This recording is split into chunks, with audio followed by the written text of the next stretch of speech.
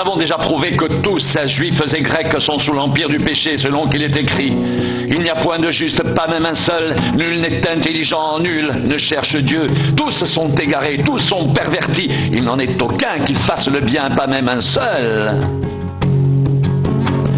Leur gosier est un sépulcre ouvert, ils se servent de leur langue pour tromper, ils ont sous leurs lèvres un venin d'aspic, leur bouche est pleine de malédiction et d'amertume, ils ont les pieds légers pour répandre le sang, la destruction et le malheur sont sur leur route, ils ne connaissent pas le chemin de la paix, la crainte de Dieu n'est pas devant leurs yeux.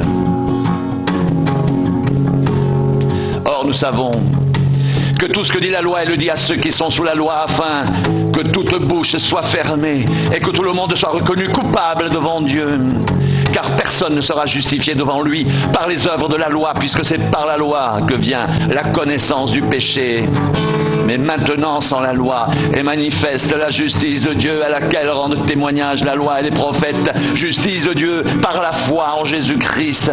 Pour tous ceux qui croient, il n'y a point de distinction, car tous sont péchés, sont privés de la gloire de Dieu. Et ils sont gratuitement justifiés par sa grâce, par le moyen de la rédemption qu'est en Jésus-Christ.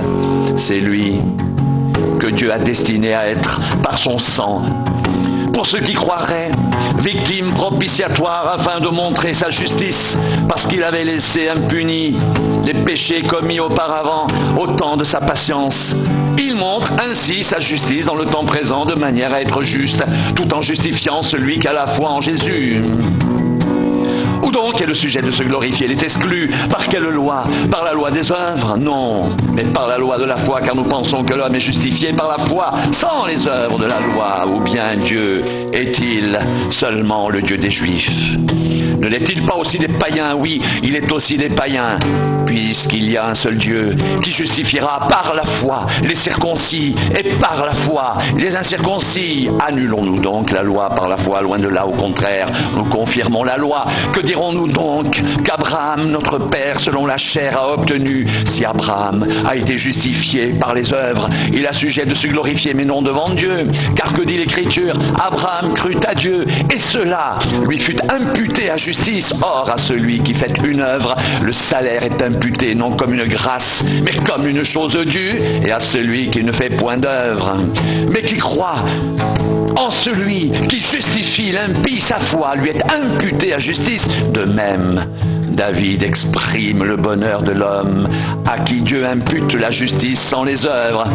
Heureux ceux dont les iniquités sont pardonnées et dont les péchés sont couverts. Heureux l'homme à qui le Seigneur n'impute pas son péché. Ce bonheur n'est-il que pour les circoncis? Ou est-il également pour les incirconcis? Car nous disons que la foi fut imputée à justice à Abraham. Quand donc lui fut-elle imputée? Était-ce après ou avant sa circoncision? Il n'était pas encore circoncis.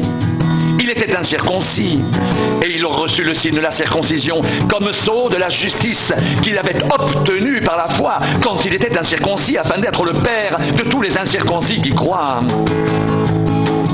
Pour que la justice leur soit aussi imputée, et le père des circoncis qui ne sont pas seulement circoncis, mais encore qui marchent sur les traces de la foi de notre père Abraham quand il était circoncis. En effet, ce n'est pas par la loi que l'héritage du monde a été promis à Abraham ou à sa postérité, c'est par la justice de la foi. Car si les héritiers le sont par la loi, la foi est vaine et la promesse est annulée, car la loi produit la colère. Et là où il n'y a point de loi, il n'y a point non plus de transgression.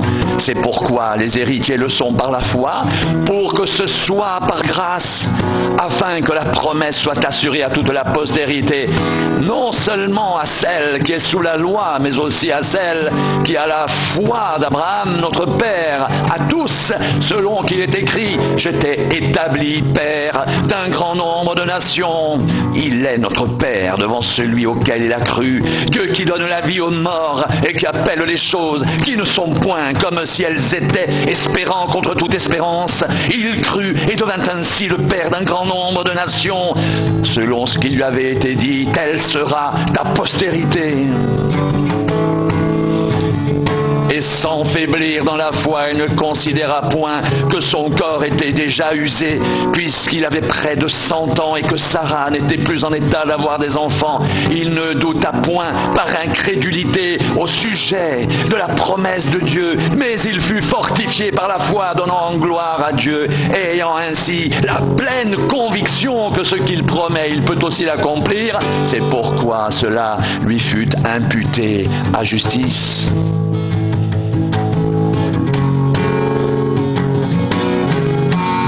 Mais ce n'est pas à cause de lui seul qu'il est écrit que cela lui fut imputé.